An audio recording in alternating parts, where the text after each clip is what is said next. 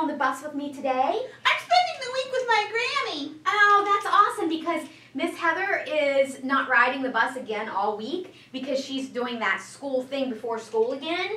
So, and I think after school, I don't think I'll see her on the way home either. But I'm so excited that you're here. Yep. Oh, you know why I'm excited?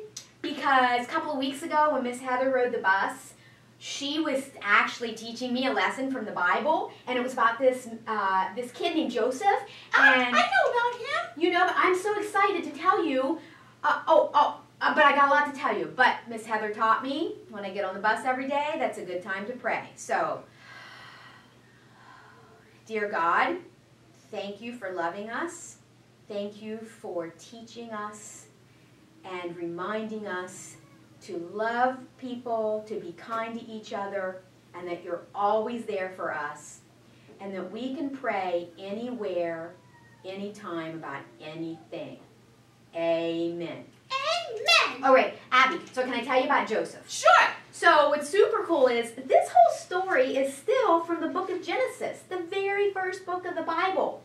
So I'm so excited to read more of the Bible, because if I'm going to learn this much from the first chapter, just imagine. But wait a minute. Let me bring you, okay, I've got a lot to tell you about Joseph. So Joseph was this boy, and he was the youngest, and he was his dad's favorite, and he had these older brothers that were jealous of him, and because his mom made him this beautiful coat, and they didn't get a beautiful coat, and his dad didn't make him work, and he was his dad's favorite, so they got so jealous and angry that they were going to kill him. And Miss Melanie, Yes. I know that he had dreams too. He did. So he had dreams, and he told his brothers, what really made them jealous is he told them that the dreams were about them someday bowing down to him. In other words, he was going to be in charge of his brothers. And so they got so mad, they were going to kill him. Then they didn't kill him. Instead, they threw him in a well. And that would be really scary. It would be. Reuben, his brother, thought he was going to be able to save him, but he couldn't. So his brothers, they were out in the field. Joseph was in the well, and this crew of people came along, and they decided it would be an even better idea to just sell him, to be a slave. And so that's where we are. So they sold him, and then he went and was sold to an Egyptian named Potiphar. All right? And Egypt was a long way away. Yeah, Egypt was a long way away. Like as long as this bus ride. So Potiphar, so Potiphar was this guard in this captain in the Pharaoh's guard, and Pharaoh's like a king. So here's Joseph in this strange country of Egypt, and he is the slave to this man named Potiphar. And he has no idea. He trusts God. He knows God has a plan for him, and he knows God had blessed him. And so, and then there's this thing happens that the Pharaoh gets mad at him and throws him in jail, but he still trusts God, and he starts having those dreams again. So I know it's a lot. So I would have dreams in jail, but they'd be nightmares. So Joseph is in prison, and he is having these dreams, and the king figures out that these dreams are real and that they must be from God. So the king had frightening dreams, and he got scared, and he heard about Joseph, who could interpret these dreams, and he called for Joseph, because Joseph had a gift of dreams. He had dreams. He could interpret dreams.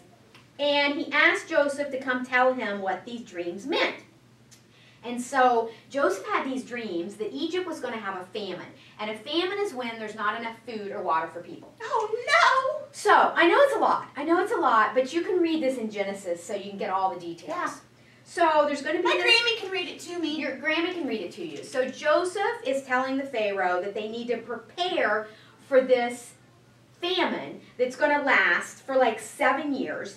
And so Egypt starts storing up all of this grain and all of this stuff so that they can survive this famine. That was really smart. That was really smart. And so so the dreams that he had, wait for it. So the dreams that he had with his brothers bowing down to him are starting to come true. So let me tell you, this is where we're at. So the story of Joseph and his brothers starts when the famine started.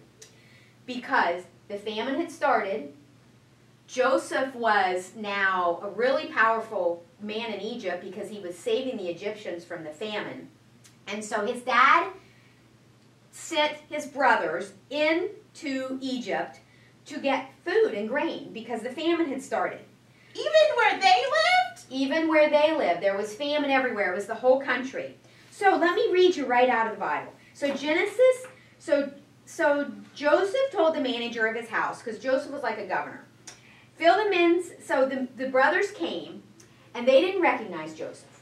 Okay? Was he wearing a mask? He wasn't wearing a mask. So the brothers came to get food, and they had to go to Joseph to ask him for grain and food. But they didn't know it was Joseph because this was years later. So Maybe he was wearing jewelry. Maybe he was wearing, well, sometimes powerful people in Egypt did wear jewelry. So they went up to this man, this governor, and asked him for grain and supplies so that their family wouldn't starve and all their workers at their farm wouldn't starve. And they did not recognize Joseph, but he recognized them. Because remember, he was the youngest. So they hadn't changed as much. So they went up to him and said, can we have supplies to save our family? So this is where it gets interesting. So in Genesis chapter 44, Joseph told the manager, Joseph had a manager, a house manager, and Joseph told the manager of his house what to do. He said, go ahead and fill those men's sacks with as much food as they can carry. Put each man's money in his sack. Then He gave the money back? He did. He had taken nice. some money. That's some money that you're going to read about. But here's the story. Then put my silver cup in the youngest one's sack. Put it there along with the money he paid for his grain. So they had paid for the grain, and then he gave the money back. But this time, he said, put this silver cup from my house in the bag of grain.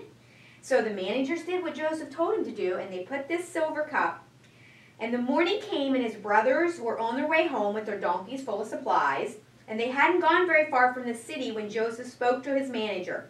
Go after those men at once. Catch up with them. Say to them, my master was good to you. Why have you paid them back by doing evil? Isn't this his cup? Isn't this the cup that my master drinks from? Wait. Yeah. He put it in their sack. He did. He did. He wanted to see. So he did that because he wanted to see if they had changed. He wanted to see if they saw that cup and thought, oh, it's a nice cup, we're going to take it. Or if they returned the cup. So he really just wanted to see. But that's not nice. Well, but I think maybe he just wanted to see if they had changed. But what if they didn't see it right away? Oh. Well, that's not fair. Well, let me read. Hold on. Maybe that answers that question. Hold on. Why have you paid him back by doing evil? Isn't this the cup my master drinks from? Doesn't he also use it to figure things out? You have done an evil thing. When the manager caught up with them, he told them what Joseph had said. But they said to him, why do you say these things? We would never steal anything. We even brought back to you the money we found in our sacks. He'd given them money, he put it in the sacks, they brought the money back. So why would you do that? Why would we steal silver or gold from you? If you find that any of us has the cup, he will die, and the rest of us will become your slaves. What? But we don't want to be punished. We would never steal. So, all right then, as you wish. The one who is found to have the cup. Oh no. So, the one who is found to have the cup will become my slave, or he will die, and the rest of you will become slaves. Oh no. Each of them quickly put down his sack and opened it. And the manager began to search, and they found the cup in Benjamin's sack. Wait, who's Benjamin? Benjamin's his brother that his dad loved. He was the oldest, and oh my goodness, and ended with the youngest, and the cup was, oh no. Oh, this story's getting, okay, so I hear what you're saying, Abby. This sounds a little mean, doesn't it? It does. That's not nice. He put the cup in Benjamin's sack. Oh no. And he was, it doesn't, I think he was just trying to see if they had changed. But there has to be a better way. There has to be a better way. You don't do that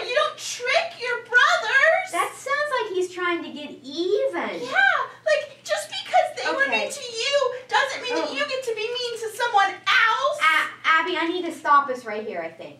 Okay. I think I need to read this again, and it's time for us to get more kids on the bus. I think we both need to read this again, because this doesn't sound like a very good idea, and maybe next time, are you going to ride the bus?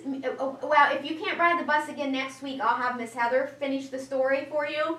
Well, my Grammy and I will finish it. And we're going to pray that Joseph does the right thing and is nice to his brothers. They're his family. Okay, we'll all pray that this story has a good ending. So I'm going to read it again, and you read it with your Grammy, and the bus driver's opening the door, so we'll finish the story next time, okay? Sounds Okay, great. all right, okay.